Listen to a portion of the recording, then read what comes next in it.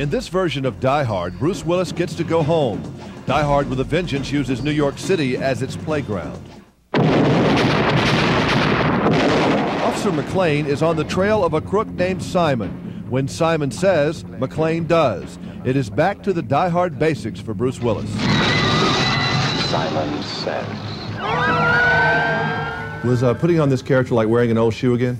Well, in some respects, yeah. I didn't have to go and spend long hours puzzling out how am I going to play this character. You know, we created some new circumstances for him. We started him off at a very low point, that he is estranged from his wife.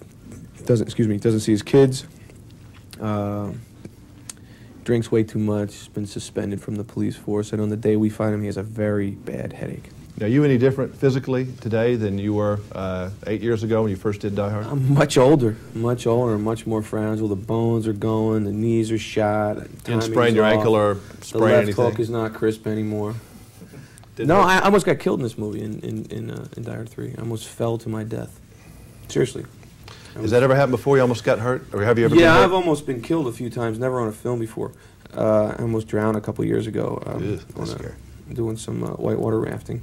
But you can only die once, right? Where the hell are you going, McClane? I know what I'm doing. Not even God knows what you're doing. This guy wants to pound on you till you crumble. Are you aiming for these people? No. Well, maybe that mime. By now, you may have recognized something a little different about Bruce, his head. It's not for Die Hard, as you can see here. It's for his next film. For Bruce Willis, the Kojak look is fun. When you have a shaved head like this, if you get, goosebumps, it really is a frightening image, to see those little, goose flesh on your scalp. You going to keep this, or is it going to come? I'm going to let it grow out. It looks good, though. A guy came up to me on the street yesterday and tried to strike a match on my head. You believe that? This could be, if you were a bartender, you'd have gotten in fights with this head, though.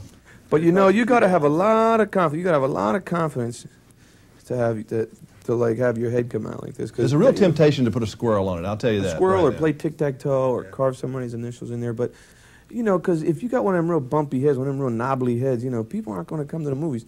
My hair is cut like this for a film called 12 Monkeys, which comes out this Christmas.